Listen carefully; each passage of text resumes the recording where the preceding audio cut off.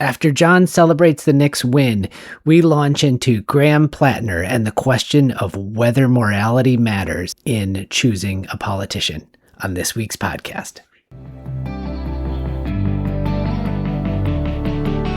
Bald, Blind, and buddies.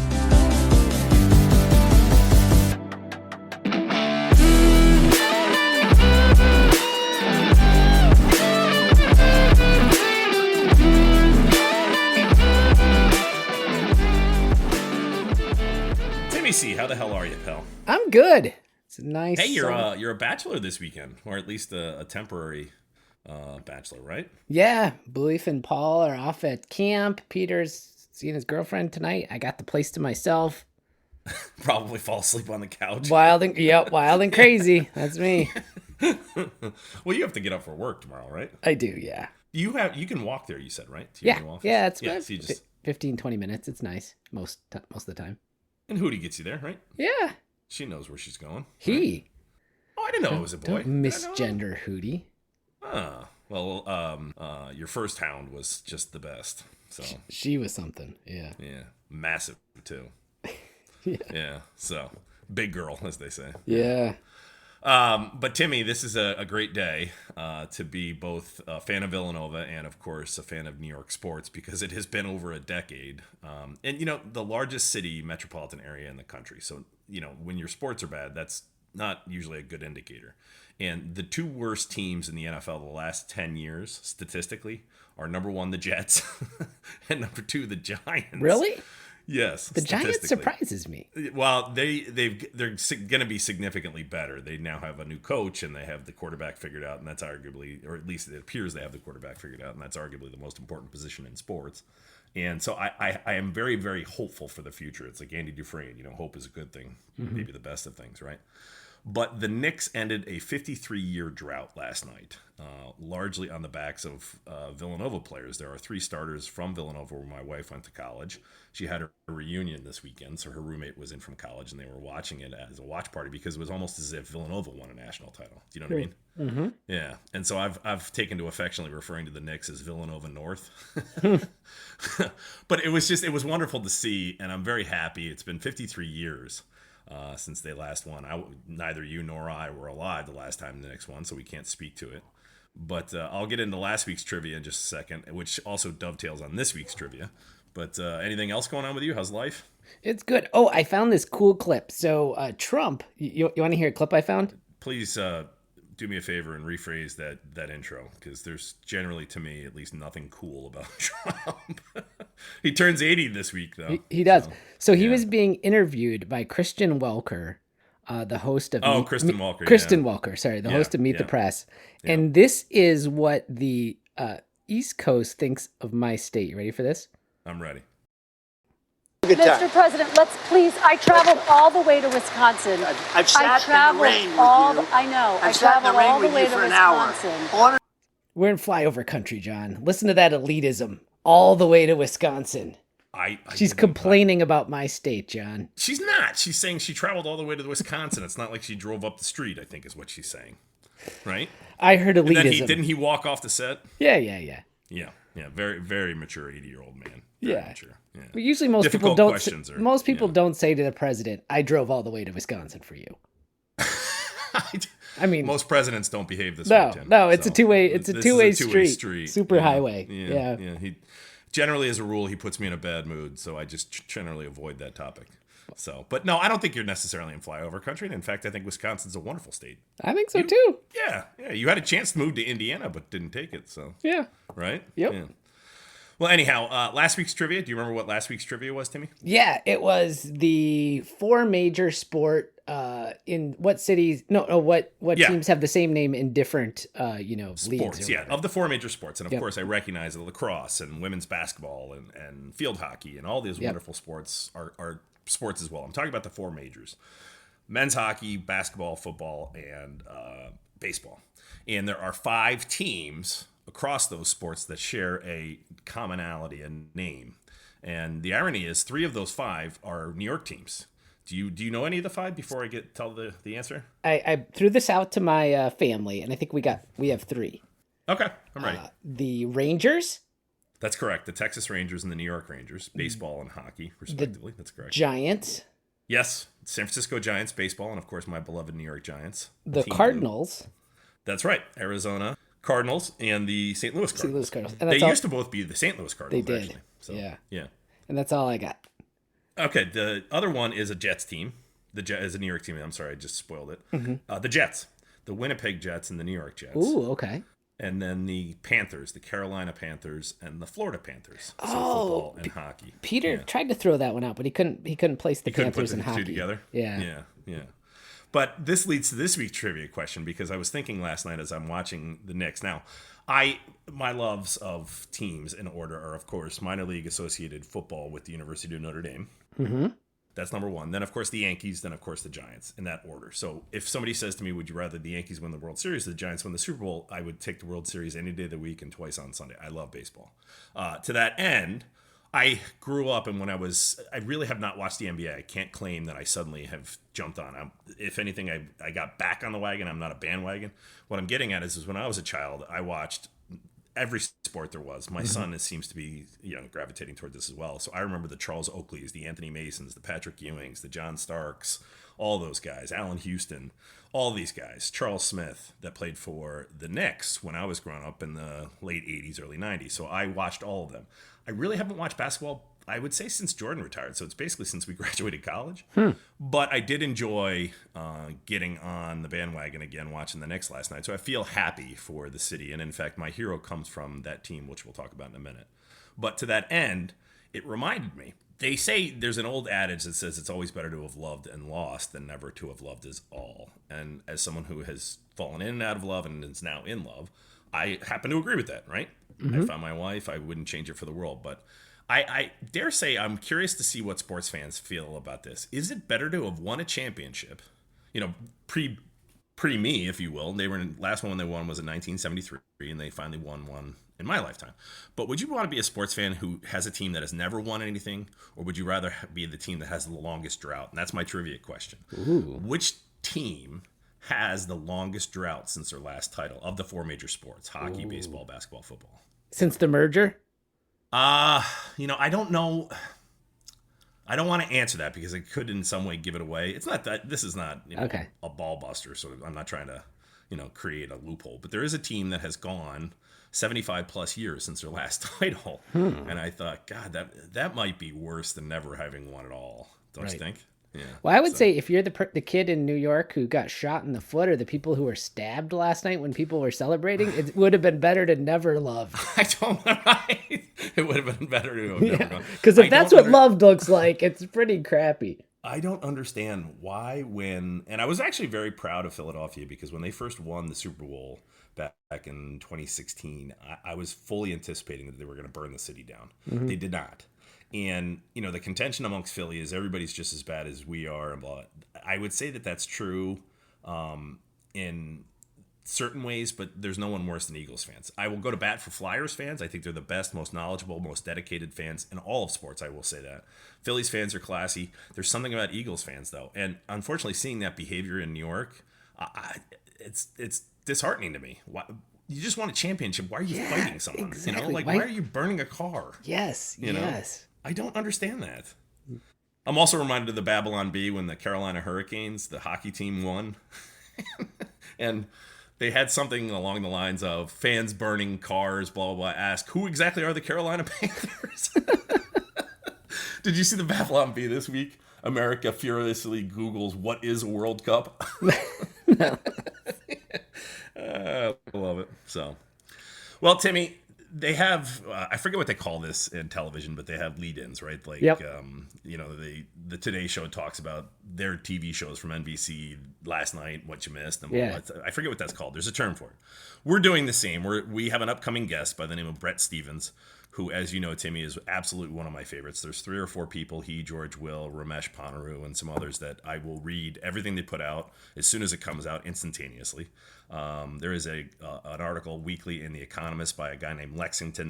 They just call it the Lexington. They won't tell you who writes the Lexington, but it's usually one person. And when they resign, they reveal who they were, and that's always one that I read. And so this is a lead into Bret Stevens being nice enough to agree to join us later this year. We're trying to lock down some dates and such, but again, as tends to be the case, I read his article with great enthusiasm, and it was asking about the Graham Platner situation in Maine. And the headline of the article, and we'll link it in the show notes, of course, is it's byline June 9th, 2026. It says the good that can come from Platner's candidacy. And you read it, and I read it.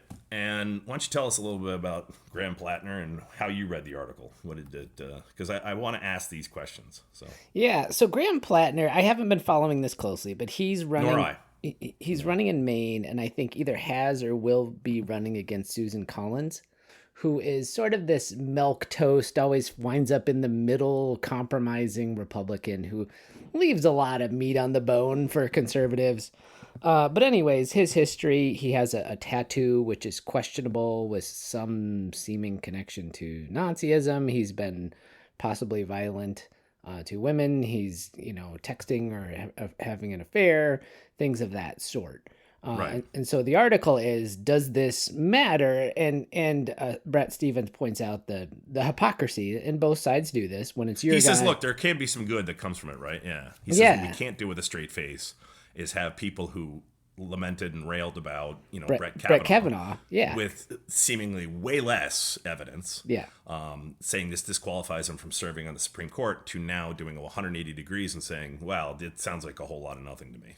And it depends upon the political party, and that he's saying if the one thing you cannot do is not with any straight face or any moral clarity act as though what you thought was disqualifying for Bret Stevens is not disqualifying for Graham Platner. Yeah. Right. Yeah. And in there he says on the grounds that we elect or install people in high office to achieve the results we desire, not to serve as paragons of moral rectitude is what Bret Stevens sort of proposes, and that's what this Graham Platner asks. And he follows that up with saying, if nothing else, this can make our politics less repellent to talented, if imperfect people who now steer clear of public service because they don't want to put themselves or their family through the moral rigor, if you will. And he says, look, the other thing is consistent judgment of anyone, Democratic or Republican, who falls far short of clear and unyielding standards of moral conduct.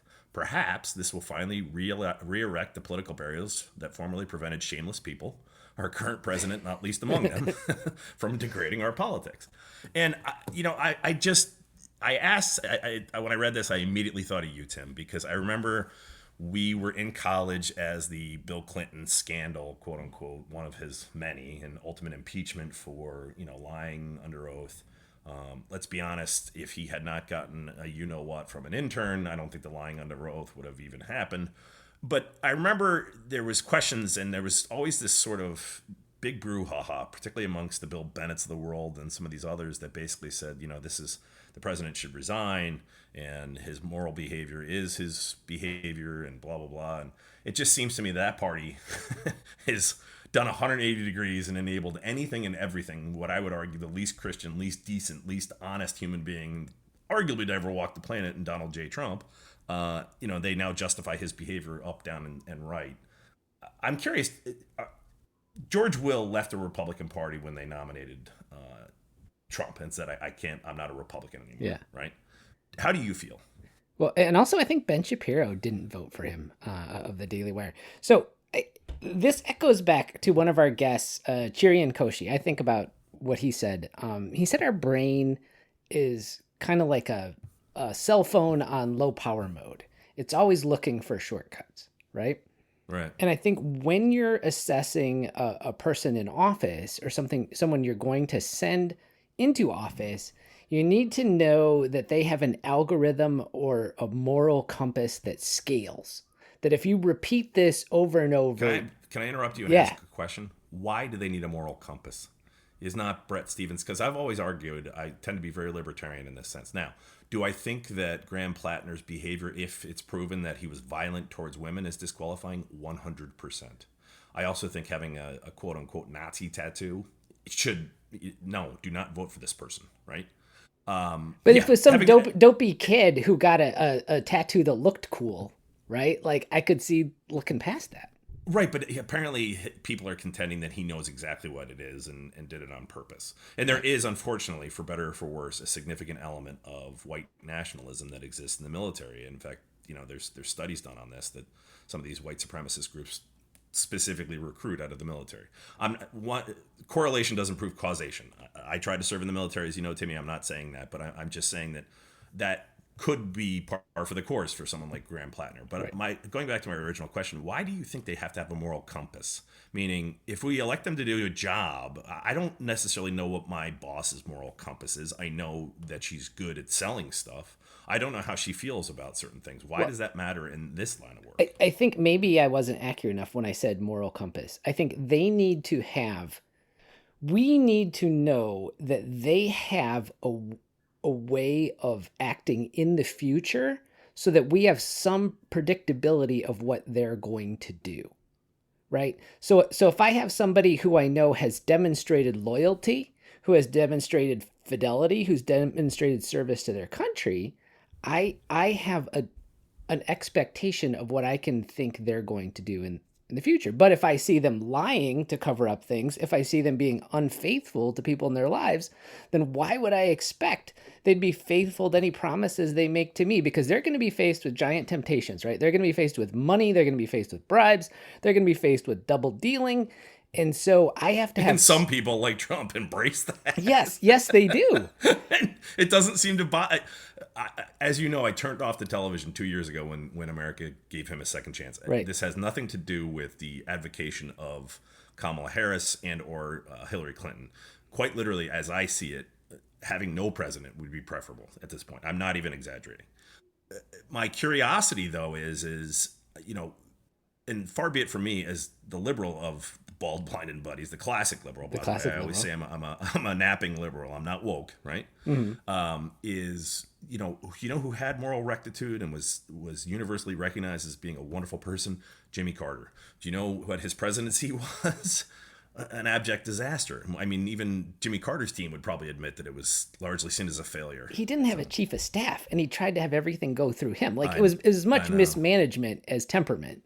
In his case. That is actually he brought in a chief of staff, and Ronald Reagan is on record as his name was Jack Watson towards the end, and he had said had he had Jack Watson a year earlier, he would not have won the presidency, meaning Jimmy Carter would have been reelected. Yeah. And I think there's a difference between an element of bad judgment in somebody's past and ongoing bad judgment. So in medical school, there's this saying: it's how do you get good judgment? Experience. How do you get experience? Bad judgment. Yeah. Right? Make mistakes. Yeah. And so George W., had a DUI, and then he, by all accounts, stopped drinking and cleaned up his life. Right? Yeah. And I don't think that that's disqualifying unless somebody was injured in that. Yeah. And that's different than a guy who always had women trouble and continued to have it in the White House. Right? Like, I think there's a difference between past and present as well. And with Graham Platner, I think they're still present. Well, I think certain things about Graham Platner are disqualifying. The Nazi tattoo. I mean, if we have to keep reminding people the Nazis are bad, then I think you're missing the summation of the story, right? I mean, have you even read the book kind of thing? Right. That's number one. Now, if he was violent towards women, yes, absolutely, that's disqualifying. If he's having an affair, I don't necessarily see that as disqualifying. I find it to be, on a personal level, morally repugnant. Would it influence my vote? Perhaps. But would, it could be used as compromise, meaning, someone could use that. So that's where I would draw the line on national security grounds, if this is an ongoing thing. But again, having peccadillos in the past, and I'm wondering if we need to accept this reality that I think the type of people that are drawn, and you're a psychiatrist, the type of people that are drawn towards public service, for better or for worse, are going to have that type of personality that they, I have a friend of mine whose sister was in Congress. She shall remain nameless, but she said the Republicans getting themselves up in arms about Bill Clinton, every single one of them is behaving this way. And she was there. Now, was that, Hyperbole, probably, but the point being is could it just be the type of personality that's drawn to that line of work is also going to have those types of peccadillos? Well, yeah, two thoughts. And the thing about Trump, at least initially about Trump, I think was this very pragmatic belief that Washington is a swamp, so we're going to send in the biggest alligator we can find, right? Somebody who's used to double dealing, who will talk to us plainly, and clearly it went off the rails. But I think that was the acknowledgement. I don't know. See, my problem is you can make that argument about the alligator in 2016 that I still don't understand it. And I asked Jimmy, my roommate from college, I said, could you explain to me? I get why people don't like Hillary Clinton. What I do not get is the visceral distaste for her. And he said, look, she's condescending. She treats you, makes me feel like, blow. And I don't see it, but okay. So I understand given the choice between Trump and Clinton.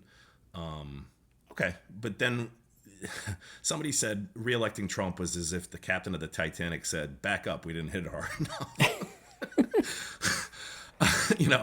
And let's ram it again. Can we make that argument now?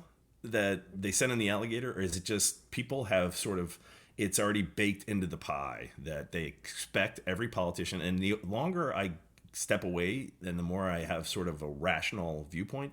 My brother used to say, JB, you have to accept they're all scumbags, Democrats and Republicans.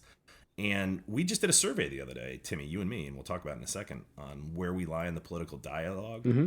And one of the things they ask is what percentage of people do you think running for political office are innately good, or are they doing it for the betterment of society? Is it a small amount, a fair amount, most, blow? And I put a small amount. I mean, I still think there are truly public servants. I think John McCain was one. I loved Barack Obama. I think that Mitt Romney, he has more money than God. I don't agree with his politics, but I think he wanted to, Yeah, we had a Senator Russ Feingold, who I really respect. Yeah. He was a Democrat, but I respect him. He was a Democrat, Yeah. But my point being is I think that most people think politicians are scumbags. My brother said this. You have to accept they're all scumbags. I was reluctant to agree with him 5 years ago, but as I've stepped away and I hear people now justifying Graham Platner when they, like for instance, Sheldon Whitehouse, who is an attorney himself, who basically, was obsessed with, and Bret Stevens talks about this, was obsessed with Brett Kavanaugh's behavior in high school, is now saying this is a nothing burger for Graham Platner. Right. And what he's basically saying is there's a word for that. It's hypocrisy. Mm-hmm. My question to you is, are you still a Republican? Me? Yeah. In the classic sense. I'm a conservative. Like I don't know. But I guess, so here's a question for you. Yeah. I think communism is doomed to fail for a couple of reasons. One of them is human nature, right? Communism, in my opinion, requires angels to run the system, right? Who do not use their position for their own Thomas advantage. Jefferson or Ben Franklin who said if men were angels, government wouldn't be necessary. I thought it was Madison, but I don't know. Maybe it was Madison. Yeah. But anyway. So that's one of the reasons communism fails. And I think as government gets more and more powerful, I think Ferdinand Hayek would agree, the more powerful it gets, the more those temptations are. And so this notion, I don't even know if we should call them public servants, frankly, if you look at their bank accounts, that is because of the growth and expansion of government. And one solution to this problem is to have a smaller, nimbler government, which offers less incentives through double dealing. Okay. Ideally, if we're constructing a government from the start, I 100% agree with you. Do I think you have any chance of that? No, I think I have a better chance of growing a full head of hair than that ever coming to pass. They have medications for that, John. So. Yeah, I know. I'd have medications for everything. By the way, how many people do you know that are on the weight loss GLP-1s? Did I tell you my buddy the other day? I swim in the laps, and I get over there probably once a week. And it's a small cadre of people that do their laps. And, we all kind of know each other. And, hey, you weren't here last week. Where were you? I was always traveling well. So I see my one buddy. I said, you going swimming? He says, no, I'm going home to do the jab workout. I said, what's the jab workout? Thinking it's his name. He said, my wife thought it was Ozempic. I said, that is great. Yeah. Going back to your point, though, I agree that I think that the growth of government and the inherent corruption, there probably is a direct correlation between the two, no question about it. And one of the things I find absolutely appalling is that these senators and these Congress people sit in judgment and are privy to inside information and are able to trade accordingly. Yeah. There's actually, I think there's a website dedicated to trading like Nancy Pelosi, I think it's called, or something along those lines, where, you're going to be guaranteed to make money. And my one friend said this to me. He said, yeah, they're all scumbags. I don't know why you have this delusion that they aren't. And I suppose I don't necessarily want to agree with that. It's kind of going back to your communism point. I think you're largely correct that communism, if it were fully constructed, would fail. Now, Karl Marx has argued that capitalism is the third of 5 steps towards ultimate utopia, which is communism. So maybe that remains to be seen. But I recognize the human nature such being as it is.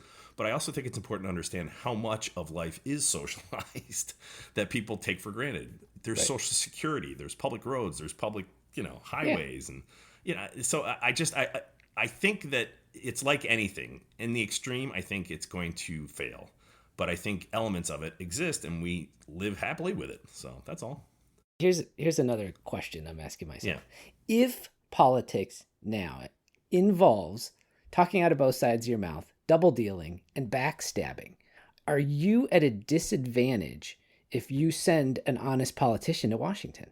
It's like sending a boxer to an MMA match. I right? remember it 100%. I remember in 2008, and I obviously changed my mind. I said, I think I'm going to end up voting for Hillary Clinton over Obama in the primary. I'm a registered independent. But they had something in, I think it was in the primary you were able to, and I think they've since changed it. I forget. But anyhow, the point being is given the choice, and my parents were shocked. And the reason I cited was, look, this woman has been through the rigor. And she knows how the game is played. For better or for worse, she's our fighter, right? I mean, and that's how a lot of people see Trump, that he is their fighter. They don't care what he does, but that he sticks his finger in the elite and the sort of liberal intelligentsia and so forth, and blah, blah, blah. And I actually, I think you're at a significant disadvantage if you are sending some. It is sad, Timmy. Absolutely sad. But does morality matter to you in a politician? So I explained, I want to be able to predict their behavior, and in order to do so. But can't you do that by their voting record or because again, as Bret Stevens says, we hired them to do a job. And again, I tell people all the time, I don't know if my boss is having an affair. I don't know anything about my colleague's personal life per se, nor should I, right? Would I like it if I were to find out that someone I was answering to was, a scumbag and was cheating on his wife or whatever? Yeah, I probably would, but I'm not in a position financially, or I don't necessarily have the ability to leave. It's none of my business. And I kind of apply that. I tend to be libertarian in that sense to the nth degree, to me. I think that people's personal lives are just that. Now, Graham Platner's behavior, if it rises to violence, having a Nazi tattoo, yes, that's disqualifying for me, period. That has nothing to do with morality. So. But see, I guess what I would say is we live in a republic, right? And so I'm not putting this person in to do X. I'm putting them in to evaluate information I don't have, and then apply it in a way that hopefully is in the best interest of the nation, right? And that requires some extrapolation of their judgment just beyond their voting record. And that's where things like honesty and loyalty do play in for me, right? Timmy, fine, I get that. But, here's a perfect example of duplicity, hypocrisy, and so forth and so on, right? Mm-hmm. You know how I feel about organized religion. I tend to be very spiritual. I think there's absolutely unequivocally something after life. I have a problem with the Catholic Church because I have 2 daughters. That's just one of the major things, right? We don't beat this horse. What I do find to be appalling, though, is that what I would argue to be arguably the least godly human being ever, Donald J. Trump, carried the majority of the religious vote. Now, does that mean that the religious are hypocrites? Yeah, to me it probably does. Yeah. And his behavior is disqualifying to me, but not to the American public writ large. Clearly, and again, my frustration is not that he won the first time; it's that he came back after January 6th, which I will tell you was a attempt at a coup d'état, and they reelected him. I have to respect the process. Americans have the right to vote for that, but these very good public servants who don't kowtow to him, like, for instance, and far be it for me to ever worry about John Cornyn in Texas or Bill Cassidy, who was a physician who voted for RFK, and he's out of a job. And they wrote an op-ed about Bill Cassidy. They said, look, this guy voted to convict Trump on, sedition, basically, and after January 6th, and Trump had him in his crosshairs, so then he kowtowed to Trump trying to win back his graces, and he still got him out. Yeah. And so I think that this behavior is expected at this point, and it seems to me that people are better equipped to say, I'd rather have my scumbag than your scumbag. Right. Yeah. Right? Am I wrong? I hear you. I do. Do you still feel that Bill Clinton should have resigned? I don't know. But once again, to me, it's the difference. It's a difference between the past and the present. Because Lewinsky became a present problem. Right? What do you mean? His bad judgment in the moment created obstacles. A potential national security issue. For himself. Okay, Like he shot himself in the foot. And if we, Linda Tripp and all that stuff beforehand, like we could have known that, and we could have avoided that, right?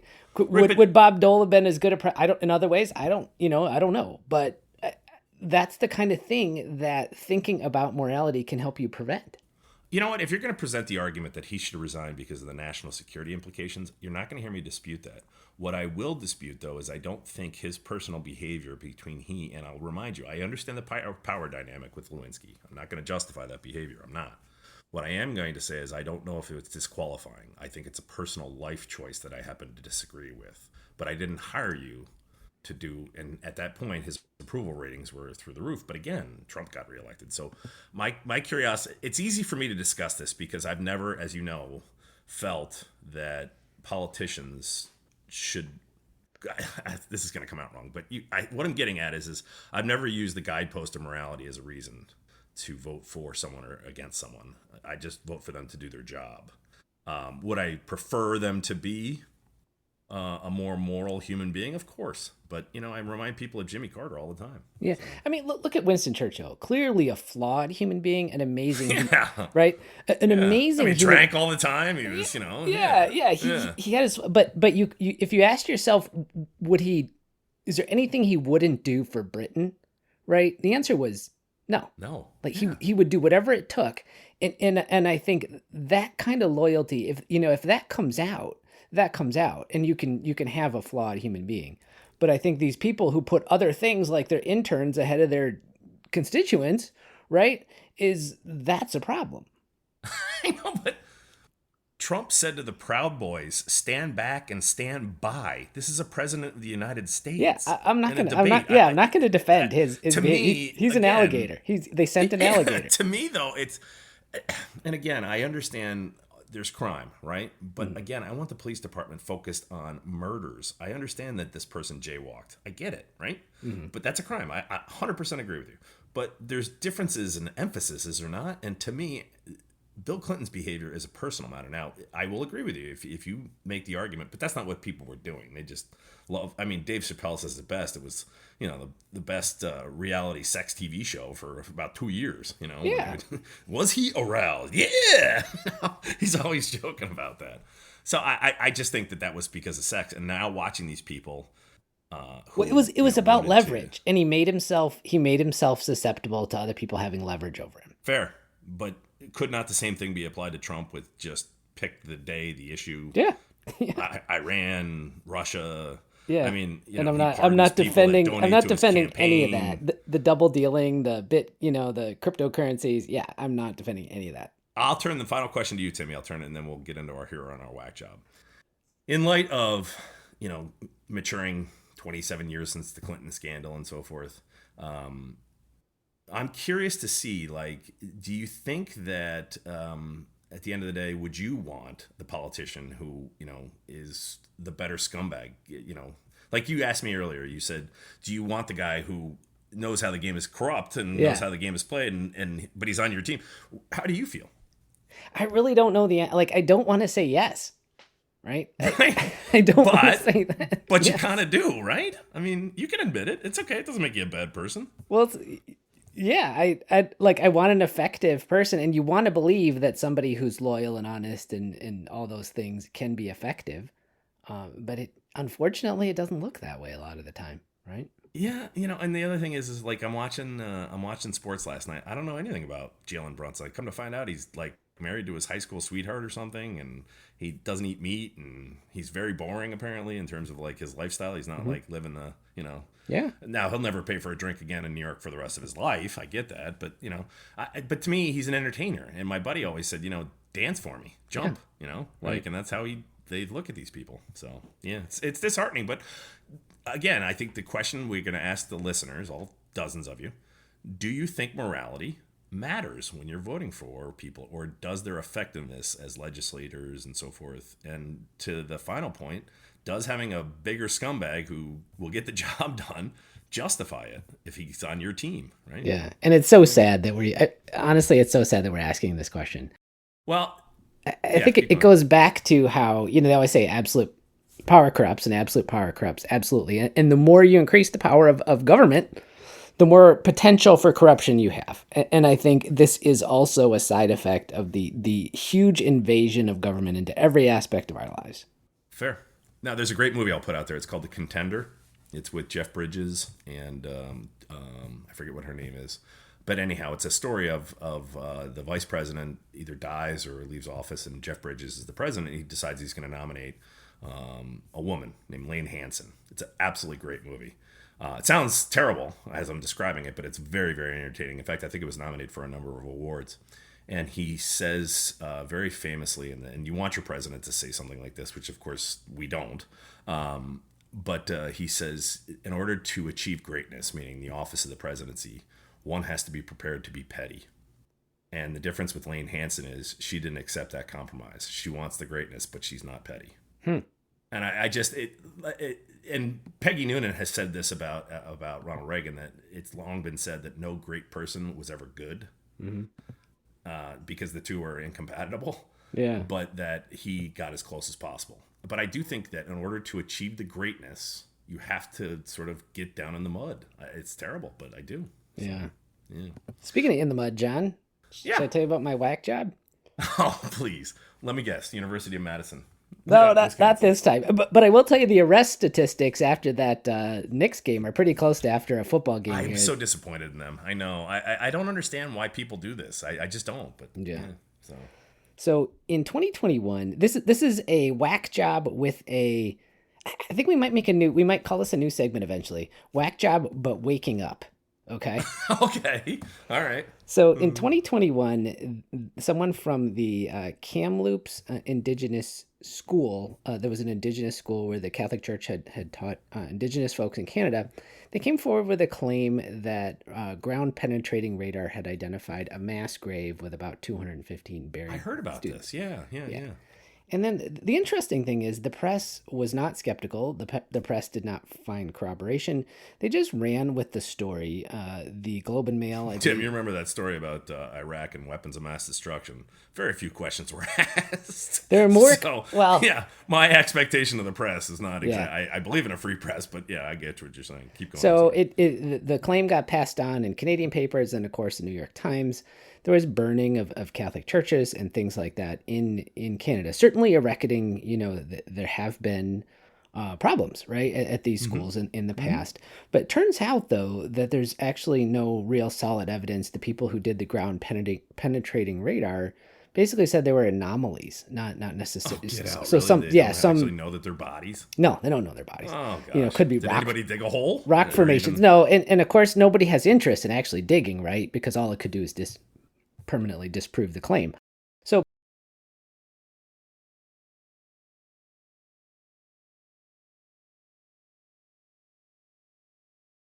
and ran at least with they're it. owning up to it. Yeah, so I give him credit, right, for getting they got sucked still your in. whack job. Yeah, Well, that's fair. Not just them though, because sometimes you get so easily believe things that you want to believe or you're guilty about, right? Yeah. And you're like, of course, that there has been abuse in the Catholic Church, so this has to be true, right? And so I think we all fall to this whack job susceptibility, and I'm glad the Globe and Mail is waking up a little bit. Yeah. Hopefully they'll do better next time. I give them a lot of credit for admitting it. Yeah. And, yeah. But I always remind people, if If you need to remind yourself about the press, just remind yourself about George W. Bush could have invaded Guatemala, and we'd be like, "Yep, they deserve it." After September 11th. Yeah. So. My hero is just it's very simple and straightforward. And I don't know the man from Adam. He's an entertainer. I mentioned him earlier. He went to Villanova. His name is Jalen Brunson. He's a 6'2" guard. He was drafted in the second round. The Dallas Mavericks had selected him and then really made no intention of re-signing him. And the Knicks signed him, and people were all up in arms years ago saying, geez, this is such a waste of money, $27 million. And we don't even know if he's one of the 10 best guards, much less 10 best players in the country, right? Well, he showed them all. And it's just a reminder that sports, even if you are not a sports fan, and my one buddy who despises all things sports, he's also a psychiatrist, has said that, it wouldn't be Thanksgiving if there wasn't football on. Even he recognizes the importance and the omnipresence of sports. And I get when people don't enjoy sports and it sometimes gets ahead of ourselves and so forth. And seeing those arrests and misbehavior last night in New York is a reminder, don't be an idiot, right? Mm-hmm. But Jalen Brunson's my hero this week because it's been 53 years since the Knicks won a championship. Neither you nor I were alive at that time. He went to Villanova, my wife's alma mater.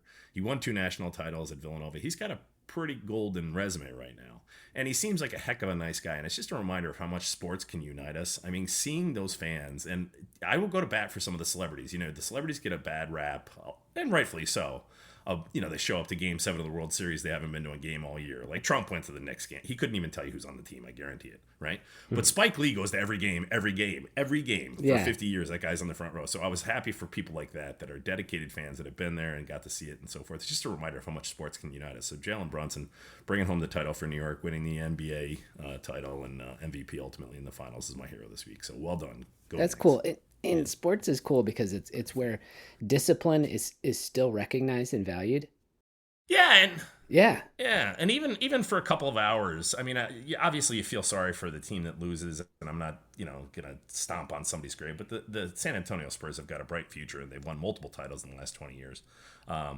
And it is competition at its finest, and I hate when we lose, like when Notre Dame lost to Ohio State. But it is also a reminder that, like, just sports, just for a couple of hours, everybody was happy, right? Nobody had to talk about Trump. Nobody had to talk about this, that, blah, blah. It brings people together in ways that I think, even for a couple of hours, is worth it. So. Check out our podcast on why we love sports a few weeks ago. So. Oh, yeah. Good work, Timmy. Yeah, we have a lead-in with Bret Stevens coming up soon.